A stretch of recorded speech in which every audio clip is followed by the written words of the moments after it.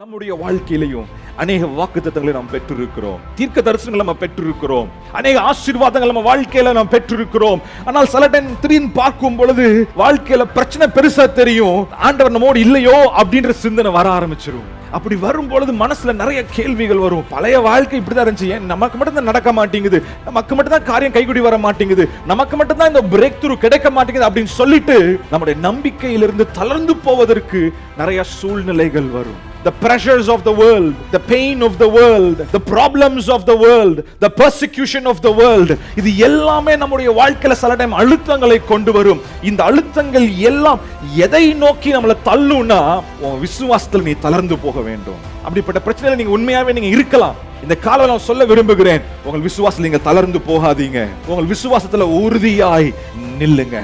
பைபிள்ல எடுத்துட்டோம்னா பெரிய பெரிய விசுவாச வீரர்கள் இருக்கிறார்கள், அவங்களும் இதே மாதிரி சோதனைக்குள்ள போய் வந்திருக்கிறாங்க. எலியாவை எடுத்துக்கலாம், வல்லமையாய் கர்த்தரால் பயன்படுத்தப்பட்ட ஒரு தீர்க்கதரிசி. திடீர்னு வராரு, நான் சொல்ற வரைக்கும் இந்த ஊர்ல மழை பெய்யாதுன்னு சொல்றாரு, மழை பெய்யல. திருப்பி வராரு, ஒரு பெரிய பந்தயமே நடக்குது மலை உச்சியில, வானத்துல இருந்து அக்கினி இறக்குறாரு. இப்படி கர்த்தரால் வல்லமையாய் பயன்படுத்தப்பட்ட தீர்க்கதரிசி தான் எசபேலின் சத்தம் கேட்ட உடனே 24 மணி நேரத்துல உன் தலை எடுக்கிறனா இல்லையான்னு பாருன்னு அந்த அம்மா ஒரு சவாலை கொடுக்குது.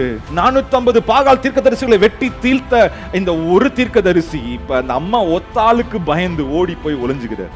அங்க சூறை செடி கீழே உட்கார்ந்துட்டு, போதும் ஆண்டவரே, ஐ குவிட், எனக்கு போதும், என் வாழ்க்கையில இங்க ஒரு ஃபுல் ஸ்டாப் வைங்க, என்னை எடுத்துக்கோங்க. ஏன்னா அவருக்குள்ள ஒரு பெரிய விரக்தி, இவ்வளவு அற்புதம் செஞ்சு இந்த மக்கள் மனம் திரும்பலையே, இவ்வளவு அற்புதம் செஞ்சு இந்த ராஜா இன்னும் யெகோவாவின் பக்கம் திரும்பலையே அப்படின்ற ஒரு பாரம். என்னை எடுத்துருங்க, என்னை காலி பண்ணிருங்க அப்படின்னு எலியா சொல்றாரு. நினைச்சா, ஆனா ஆண்டவர் பார்த்து சொல்றாரு, நீ போக வேண்டிய தூரம், நீ செய்ய வேண்டிய ஊழியம் இன்னும் அநேகம் இருக்கிறது. Elijah was done, but God was not done with him. நீங்க ஒரு வாலிப தம்பியாகவோ ஒரு வாலிப தங்கச்சியாக கூட நீங்க இருக்கலாம், ஆனா உங்க லைஃப்ல நீங்க பார்க்க கூடாத பிரச்சனைகள் கூட நீங்க பார்த்து இருக்கலாம். மனசுக்குள்ள நீங்க சொல்லிட்டு இருக்கலாம், போதுண்டா வாழ்க்கை, ஏன்டா இனிமேல் வாழ்க்கை, இன்னொரு நாள் அதே விடிஞ்சு வந்தாலே ஐயோ இன்னொரு நாளா, இவ்வளவு கஷ்டம் இருக்கு, இவ்வளவு கேள்விகள் இருக்கு, இவ்வளவு விரக்தி இருக்கே அப்படின்னு உங்க மனசுல இருக்கலாம்.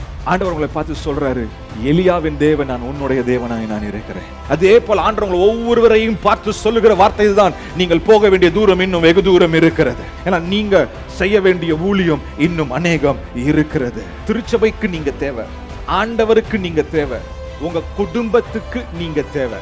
இந்த உலகத்துல, இந்த உலகத்தின் காரியங்களில நீங்க ஒரு முக்கிய பங்காளராய் நீங்கள் இருக்கிறீர்கள்.